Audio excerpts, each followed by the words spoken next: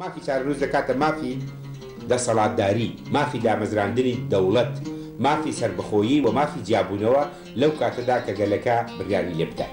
سیاسەتی حەکیمانەی سەرۆک مامجەلال هەر لە سەرەتایی لاوێتیەوە ڕنگدانەوەیکی گەورە و کاریگەری هەبووە لەسەر هەمووان. هەر ئەوەش وای کردووە مامجەلال ڕۆڵی سەرکردەیەکی لێهاتوو بە ئەزمون لە گۆڕەپانی سیاسی و خەباتی چەکداری لە کوردستان و عێراق ببینێت. ئەیتوانی لە کوردستان دەوربینێ، لە عێراق دەوربینێ و دەوری کۆکەرەوە، یعنی خەڵق لەگەڵ یەکدا بنێ. ئەوە ئێستا ئەو بۆشایە دیارە، ینی کە عێراق کێشە زۆرە، لێرە کێشە زۆرە، بۆشایی نەبوونی مامجایسە زۆر دیار و ئاشکرایە. پیاوێکی دیپلۆماسی بوو، مەسەڵەن مامجا لەگەڵ لایەنەکانی حکوومەتی ئەم حکوومەت و حکوومەت پەیوەندی هەبوو لەبەرەوە بوونی گرنگ بوو لەوێ و بوو بەهۆی ئەوەی کەوا قورساییەک بە کورد بدا لە بەغا و پێگەی کورد لە بەغا بەهێز بکە. دکتۆر مەحموود عوسمان گەورە سیاسەتمەداری کورد کە لە ناوەڕاستی ساڵانی 1950کانەوە لەگەڵ سەرۆک مامجەلال یەکتریان ناسیوە، باسی پەیوەندیە تونند و تۆڵ و بەردەوامەکانی لەگەڵ مامجەلال دەکات و ئاماژە بە ئەوە دەکات تواناکانی مامجەلال لە سەروی هەمووانەوە بوو، هەر ئەو زیریەکەشی وای کرده بوو بە زووی پلە حزبیەکان ببڕێت.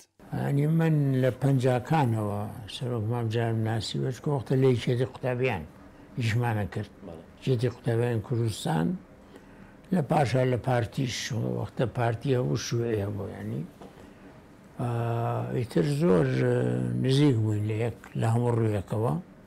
چالایکیمان هەبوو لە سلێمانی، لە پاشا ئەو بوو چوونە بەغا، لە کۆلێج بووین، دیسان چالایکیمان بەیەکەوە بوو. مامجەلال لە هەموومان چالاکتر بوو و ئێمە هەموو بەیەکەوە کارمانە کرد. تەمان لەو وەختەوە من ناسیومە، ئەو لە هەمویان چالاکتر بوو، یعنی وازە بوو، زوو سەرکەوتمە مەکتەب سیاسیش، ینی مەسەلەوە چونکە چالاکی زۆر بوو، ئینسانێکی زانا بوو، معلومات وشتی زۆر بوو، ئیشی زۆرە کرد، چی چالاکی نهێنی، چالاکی ئەشکرا، وەلعینی وەختا لە شاخیش پێشمەرگە بوو، نەشاتێ بوو، فترەیە ئامیر هێزی ڕزگاری بوو لە مەکتەب سیاسیش بوو. تەمان یعنی بەهۆی چالاکی خۆی و توانای خۆی و ئیشکردنی خۆی زووتر لە هەواڵەکانی خۆی ئەوانە پێشکەوت بوو بە لوژنەی مەرکەزی، لە پاش مەکتەب سیاسی چالاکیشی باشێ بوو. دکتۆر مەحموود عوسمان باسی ئەوە دەکات لەگەڵ ئەوەی کۆمەڵانی خەڵکی کوردستان ناومیدێکی گەورە باڵی بەسەری کێشا بوون، بەڵام مامجەلال هەمیشە ئومێد بەخش بوو،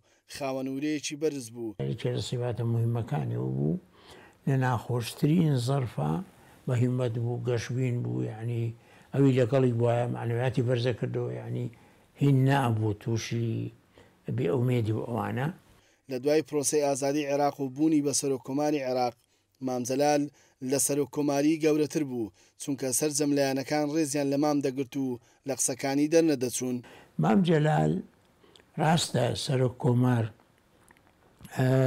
پۆستێکی پرۆتۆکۆلیە لە عێراقا، عێراقی تازە، بەڵام چکە خۆی قوتێکی بوو، قورساییکی بوو، کەسایەتێکی بەهێز بوو، ناسرااو بوو لە عێراق و لە کوردستان و لە دەرەوەش، قورساییەکەی خۆی ئەهەمیەتێکی بۆ ئەو پۆستە دروست کردووە. ینی هەموو لایەنەکان ئەیان ناسی، هەموو لە ئەو پۆزیسیۆن بەیەکەوە بوون، وەختی خۆی کۆیەکردنەوە کێشە هەبوو چارەیە کرد، ئەوە زۆر گرنگ بوو.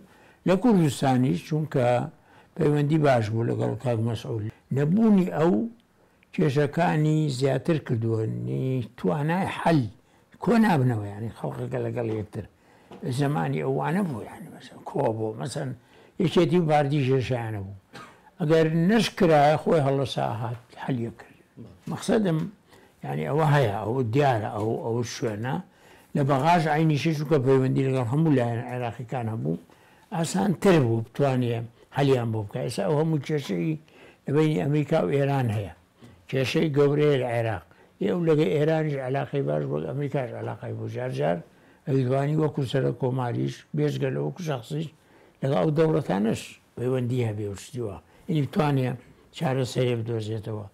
لەبەرەوە ئەنسوورێکی گرنگ بوو، بە توانا بوو و کۆکەرەوە بوو، یعنی توانی خەڵق زیاتر بوو کێشە هەلکە ئەوانە.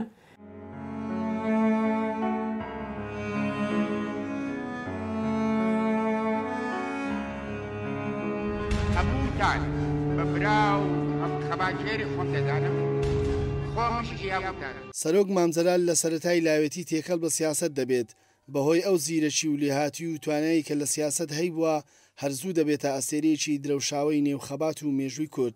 ڕۆڵ و پێگە و دنیابینینی سەرۆک مامزەلال لە ئاشتەوایی کۆمەڵایەتی و سیاسی لە هەرێمی کوردستان و عێراق و ناوچەکە بە پرشنگداری لە مێژوو دەمێنێتەوە و مێژوو بە شانازیەوە باسی دەکات. کاروان مەسعود، گەلی کوردستان، هەولێر.